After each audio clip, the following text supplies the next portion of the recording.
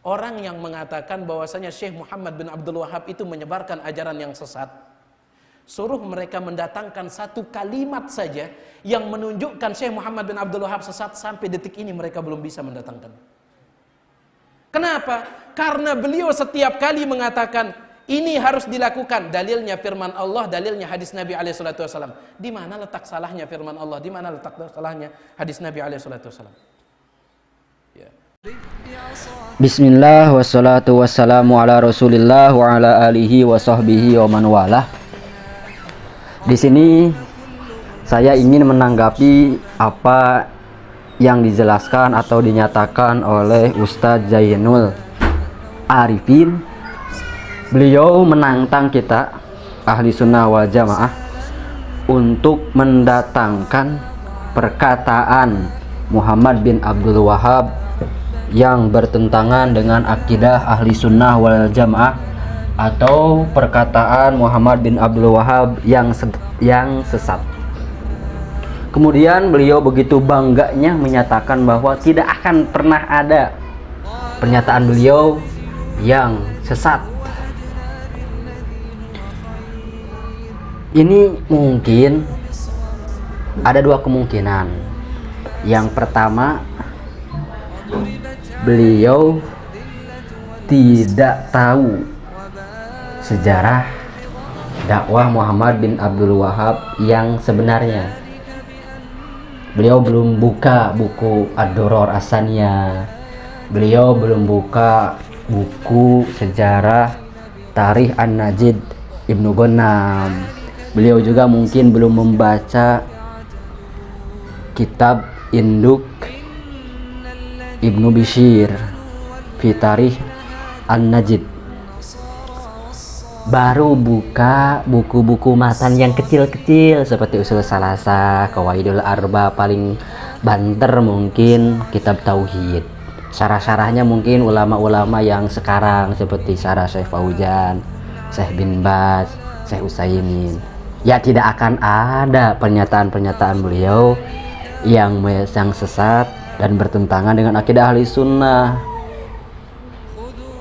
Jadi ana sarankan kepada Ustadz Zainul Arifin, coba diperbanyak lagi literasi buku-buku induk Muhammad bin Abdul Wahab. Di sini di dalam buku-buku induk tersebut saya akan bacakan pernyataan Muhammad ibnu Abdul Wahab. Silahkan simak. Inni ad'ukum ila tauhidi wa tarki syirki billahi wa jami'u ma huwa tahta syab'i tabaqi musyrikun alal itlaq wa man qatala musyrikan falahul jannah man dakhala fi da'watina falahu ma lana wa alaihi ma alaina wa man lam yadkhul ma'ana fahuwa kafirun halalud dami wal mali. Sesungguhnya aku mengajak kalian kepada tauhid dan meninggalkan syirik terhadap Allah. Semua yang ada di bawah 7 lapis langit ini benar-benar musyrik. Ini pernyataan Muhammad bin Abdul Wahab. Bayangin, semua yang ada di bumi ini benar-benar musyrik, yang tidak mendukung dakwah Muhammad bin Abdul Wahab, yang tidak masuk terhadap dakwah tauhid versi Muhammad bin Abdul Wahab, semuanya syirik, termasuk mazhab Syafi'i, mazhab Hambali, mazhab Hanafi, mazhab Maliki, yang pada waktu itu ulama-ulama besar mereka menentang dakwah Syekh Muhammad bin Abdul Wahab, dikatakan syirik semuanya. Kurang sesat bagaimana? Kurang cacat apalagi? Beliau juga berkata, dan barang siapa yang membunuh orang-orang musyrik, ya, orang-orang yang tidak sepakat dengan dakwah Muhammad bin Abdul Wahab, maka dia mendapatkan surga. Ya. Siapa saja yang masuk ke dalam dakwah kami, maka dia memiliki hak dan kewajiban sama dengan kami. Dan siapa saja yang tidak masuk ke dalam dakwah kami, dakwah Syekh Muhammad bin Abdul Wahab, maka dia kafir. Ya. Halal nyawanya dan hartanya. Bahkan di dalam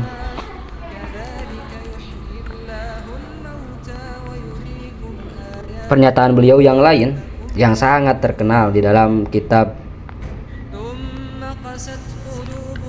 Ad-Durar As-Saniyah atau di dalam kitab-kitab Tarikh An-Najid Imam Ibnu Ghunnam, kemudian Tarikh Ibnu Bishir, dan dalam kitab-kitab syarah yang lebih lengkap ya, itu seringkali dinyatakan pandangan beliau. Jangan akan bacakan terjemahnya.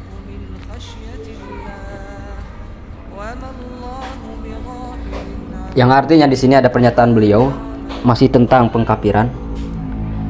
Sungguh saya sudah menuntut ilmu dan orang-orang yang mengenalku meyakini bahwa saya itu sudah mengetahui, sudah ma'rifat, sudah kenal Islam. Wa nadzalikal waktu la a'rifu ma'na la ilaha illallah. Padahal pada waktu itu saya tidak tahu la ilaha illallah. Orang yang tidak tahu la ilaha illallah ya orang-orang musyrik ya.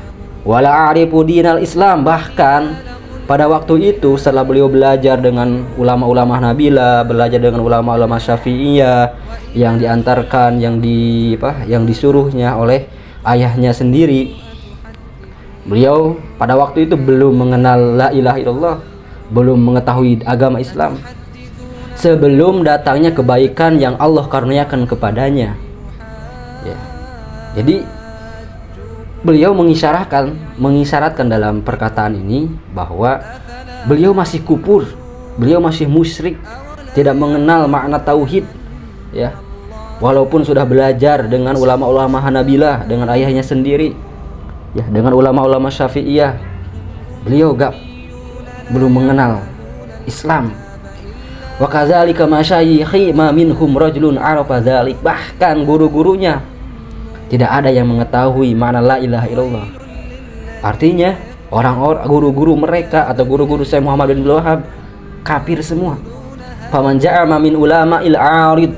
Bayangin, barang siapa yang menyangka dari ulama-ulama arid, kota arid pada waktu itu yang mayoritas ulama, annahu arafa makna la ilaha illallah au arafa makna Islam qabla hadal waktu, mengaku-ngaku tahu la ilaha illallah dan tahu makna Islam, atau menyangka dari guru-gurunya bahwa ada salah seorang saja yang mengaku makna la ilaha illallah dan Islam, faqad kadzaba waftara, sungguh dia orang yang dusta dan membuat-buat, wala bisa an nasi wa madha nafsahu bima laisa bihi.